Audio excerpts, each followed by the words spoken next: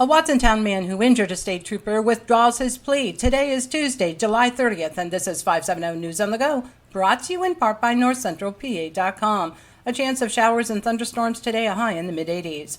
The Watsontown man who shot a state trooper is going to face a jury of his peers. Yesterday, 20-year-old Hunter Shaheen withdrew his no contest plea.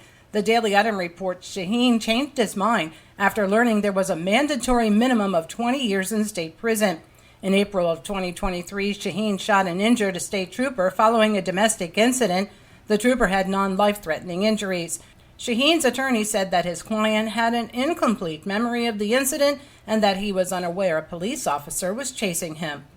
A Cogan Station man will likely spend the rest of his life in the criminal justice system. 73-year-old Byron McGargle was handed a sentence of 6.5 to 25 years in state prison. Police said he kidnapped a Watsontown woman, gagged her, tied her hands behind her back, and tied her feet together after punching her in the face several times. According to the Daily Item, his attorney, George Lepley, who also represents Hunter Shaheen, said McGargle suffers from PTSD and blacked out and doesn't remember the incident. The federal lawsuit stemming from Geisinger's data breach will likely be consolidated. The data breach may have impacted more than 1 million Geisinger patients. Penn Live reports a filing on Friday in U.S. Middle District Court states the attorney for the plaintiffs and defendants agree that consolidating the lawsuits is the best way to proceed. Back in November, Geisinger discovered that Max Vance, a former Nuance Communications employee, had accessed certain patient information 2 days after he had been terminated. Vance was arrested and indicted. However, it wasn't until last month that Geisinger notified patients of the data breach. Geisinger said the notifications were delayed at the request of law enforcement agencies investigating the incident. A public hearing is set for August 22nd in Turbeville to consider a conditional use application for a solar array.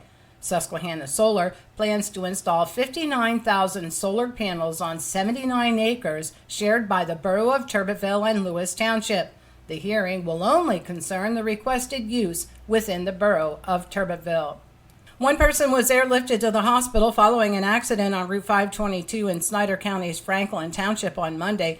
The crash involved a car and a tractor-trailer. No other information has been released. A Hughesville man is facing drug charges after police find an indoor marijuana growing operation in his home. On July 17th, members of the Lycoming County Narcotics Enforcement Unit executed a search warrant on the South 2nd Street home of Richard Thompson.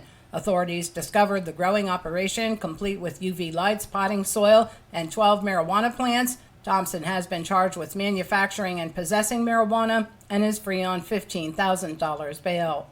And those who hike, bike, run, or walk on the Buffalo Valley Rail Trail will see a new interactive mural. It's located on property owned by Rusty Rail in Mifflinburg.